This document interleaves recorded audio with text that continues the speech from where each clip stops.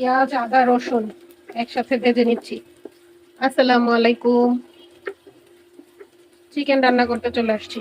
মুরগির মাংস, একদম বাংলা স্টাইলে মুরগির মাংস আর আলু দিয়ে পাতলা ঝোল। পেঁয়াজ কুচি আদা বাটা রসুন বাটা দিয়ে একটু ভালো করে ভেজে নিচ্ছি। তেলের মধ্যে যে আদা রসুন দিলে ভাজলে একটা ঘ্রাণ বের হয় না, এটা আমার খুবই ভালো লাগে।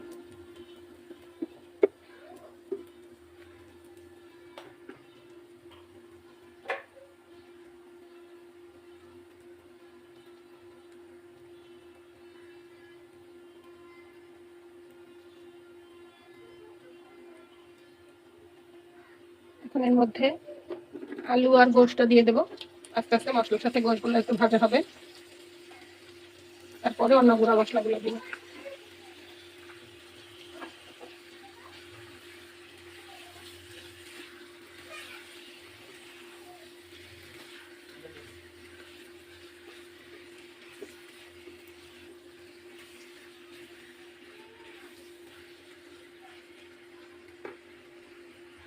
তো সেটা হোক, এটা দিয়ে খেয়ে নিস।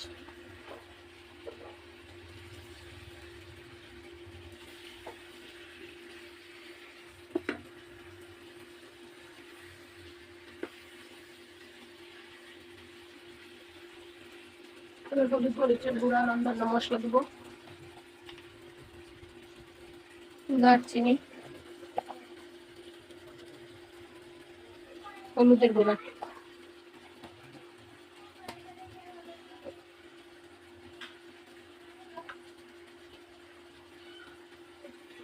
মরিচের গুঁড়া,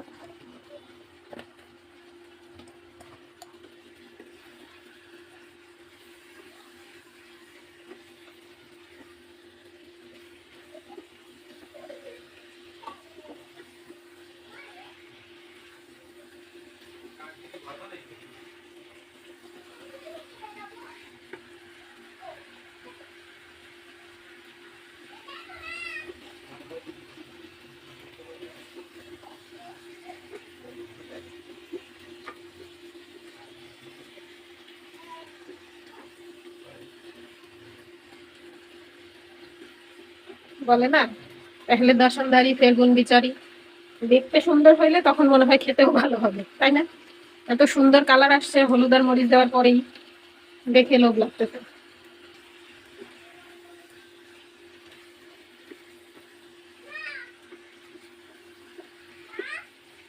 জিলবা, ওকে, যাও, ওকে।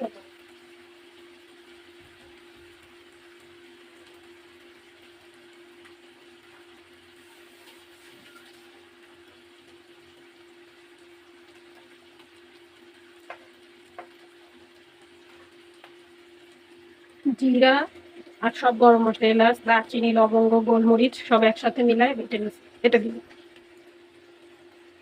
আদা রসুন তো আগেই দিছি, পরে হলুদ মরিচ দিলাম।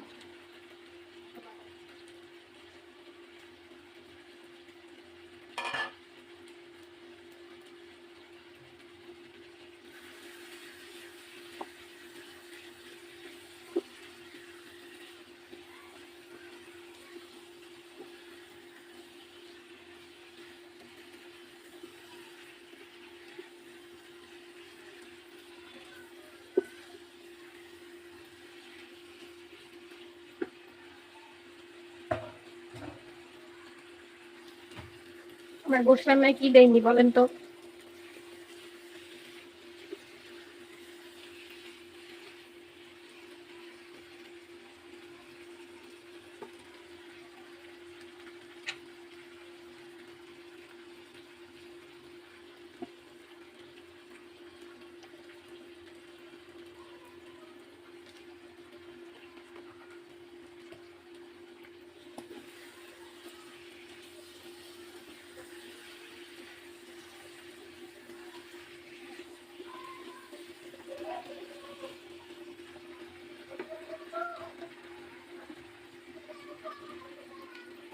মশলা বাটা পানি দিয়ে দিলাম।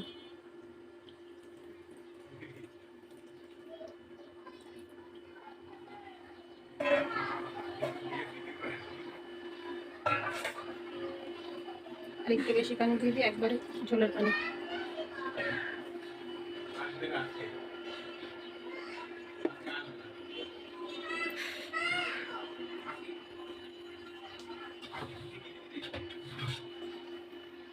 এবার ঢাকা দিয়ে বলক আসা পর্যন্ত অপেক্ষা করব।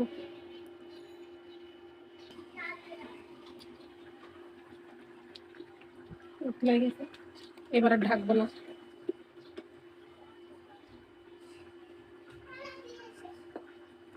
আলুও সেদ্ধ হয়ে গেছে, গোশা মোটামুটি সেদ্ধ হয়ে গেছে। এখন আর ঝোল শুকানো পর্যন্ত আরেকটু রান্না করবো, আর সবশেষে ভাজা জিরা গুঁড়ো দিয়ে নামাই ফেলবো।